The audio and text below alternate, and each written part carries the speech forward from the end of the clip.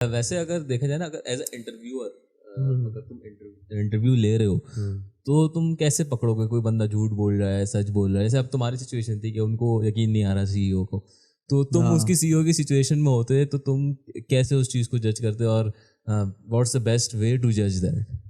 यार झूठ पकड़ा जाता है ना। मैं लेकिन इतना वेल अवेयर होता, ठीक है, मैं इतना वेल अवेयर होता, मुझे पता है कि यार यूनिवर्सिटी टाइम में ऑड जॉब्स होती हैं, ठीक है, मैं उससे पूछता इस ऑड जॉब के बारे में, इसमें क्या होता। अगर मैं फूड पांडा में था और वहाँ पे मैं ये बोल रहा था कि मैं एसोसिएट पार्टनर में था, ठीक है, तो मैं पूछता कि इसमें होता क्या है, क्रॉस क्वेश्चन कर लेता, थोड़ा सा भी होता, थोड़ा सा भी बोलता अगर कैंडिडेट, तो मैं समझ जाता यार किया है इसने काम, ठीक है, तो यहाँ पता चल जाता है। देखो एक साइकोलॉजिकल वो है ना फैक्टर, कि जब मैं झूठ कह रहा हूँ ना, और जैसे तुम हो या तुम हो, अभी फॉर एग्जाम्पल वकास मुझसे पूछता है कि यार मुझे बताओ कि तुमने ये काम किया है, तो मैं कहा हाँ मैंने ये काम किया, बहुत किया है, ऐसे दबा के किया, मन के किया है मैंने ये मन के किया है ये काम।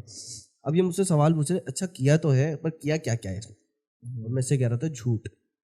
और मेरा पहला इंप्रेशन बेसिकली इंटरव्यू में हमेशा आपका पहला या दूसरा इंप्रेशन ही होता है सामने वाले के ऊपर, तो इस इंप्रेशन के साथ ना आप उस झूठ को इतने अच्छे से कैरी करना, आपका कॉन्फिडेंट बता देता है कि यार कुछ गड़बड़ है। भले आप कितने स्किलफुल झूठे क्यों ना हो, सामने वाले को दिख जाएगा कि यार कुछ ना कुछ गड़बड़ है, ये कुछ ना कुछ बातें दबा रहा है या छुपा रहा है। कॉन्फिडेंट इज द थिंग जिससे पता लग जाता है, जेस्चर पोस्चर इंसान का कह देता है, आपके चेहरे के हाव भाव से पता लग जाता है। और जो इंटरव्यू ले रहा है ना, बहुत कम ही ऐसा होता है कि इंटरव्यूअर जो ना थोड़ा सा जे टाइप का आदमी हो, वरना इंटरव्यू वो होता है ज़्यादातर लीड होता है या तो टेक्निकल एस्पेक्ट से बहुत स्किलफुल बंदा होता है, तो उन्हें आइडिया हो जाता है, क्योंकि लोगों के साथ काम करते हैं ना, तो आइडिया हो जाता है ह्यूमन साइकी का कि यार अगर कोई बंदा झूठ बोलेगा ना तो उसका एक्सप्रेशन कैसे होंगे। और झूठ बोलते हुए दो तीन चीज़ें बड़ी वो होती है, आवाज़ें हो जाती हैं, जैसे ना बंदा ब्लिंक बहुत करता है, ब्लिंक करते हुए ना थोड़ा सा स्टटर करेगा, मतलब बहुत ज़्यादा सोच रहा है ना, क्योंकि वो झूठ बना रहा है दिमाग में, इंसान में आके ज़्यादा जल्दी झपक रहा होता है, या नज़रें नीचे करके बात कर रहा होगा।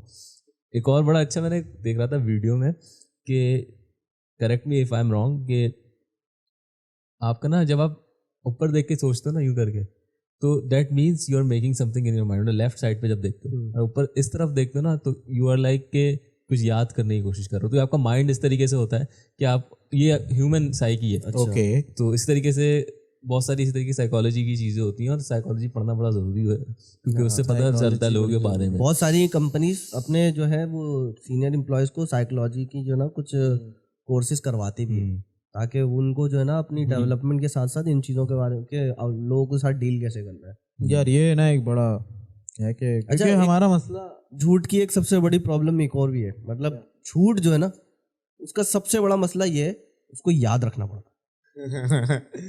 यार हाँ, आपको झूठ याद रखना पड़ेगा, अगर आप झूठ याद नहीं रख सकते ना तो आप बहुत बुरे झूठे हो और आप फौरन पकड़े जाओगे।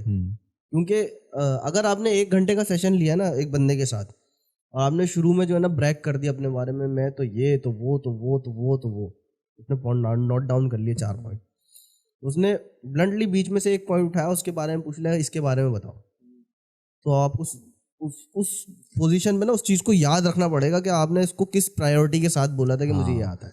इनफैक्ट एक दफ़ा तो मेरे पास एक एम्प्लॉय था मेरे अंडर में ही, तो उसका क्या सीन था कि उसने इंटरव्यू में, अब मसला ये ना कि सिर्फ एचआर आपके साथ, अब जैसे लीड इंटरव्यू ले रहा है अपने अंडर में बंदे रखने के लिए, तो वो पकड़ लेता है चीज़। अब उसका क्या सीन था, उसने बोला भाई इंटरव्यू में, भाई मुझे ये भी आता है, मुझे स्केचिंग भी आती है।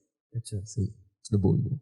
अब उसको स्केचिंग आती थी, बट उसको वो प्रोफेशनल वाली नहीं आती थी, अपने लिए करता। अब उसने इतनी प्रायोरिटी में बोल दिया ना, अब उस बंदा था इंटरव्यू ले रहा था, उसने बोला अच्छा इसको स्केचिंग आती थी, तो उसको जहन में आ गया हमारे पास स्केचिंग का काम भी आता है, बुक्स का, तो ये काम का बंदा है, तो डिजाइनर भी और प्लस स्केचिंग भी है। हाँ, तो उसने हायर कर लिया।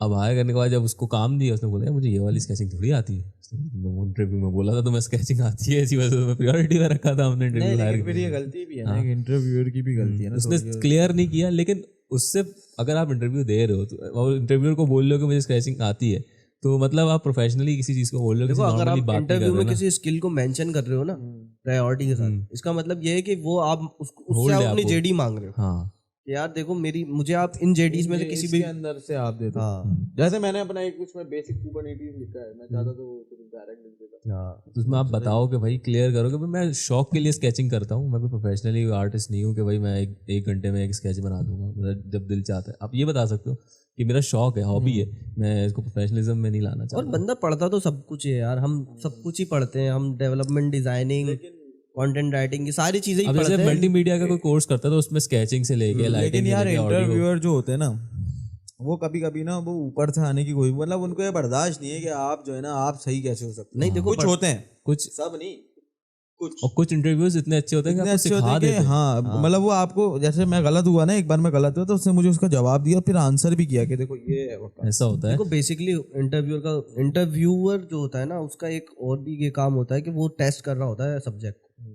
वो अप्रोच देखता है कि यार इस अप्रोच पे वो कैसे जा रहा है। देखो अगर तुम में ये स्किल नहीं है ना कि तुम प्रेशर को मेंटेन नहीं कर सकते, तो तुम जॉब स्पेस में जाए ना तो घबरी हो जाओगे। फिर तुम पे उसको अलग से रिसोर्स सेट करनी पड़ेगी तुम्हारी, जो है ना, जो तुम्हें सिखाए कि भाई इन सारी चीजों से कैसे डील करना है। तो इसीलिए वो बॉम्बार्डमेंट करते हैं ताकि उससे पता चले यार प्रेशर हैंडलिंग कैसी है इसकी। बहुत बहुत गाढ़ा हो रहा है। नहीं, ये चीजें वो है जो समझ में आने वाली बात है। हाँ बहुत वैसे गाढ़ा ये हो तो रहा है, थोड़ा सा टफ है, लेकिन अरे ये सब्जेक्ट ही ऐसा है ना यार। अरे छोड़ो, मैं तुम्हें बताता हूँ इंटरव्यू के मजे के सीन। इंटरव्यू पे मतलब बहुत सारी चीजें होती हैं। मेरा एक दोस्त, मैं तुम्हें बता रहा था फिर मैं रुक गया था।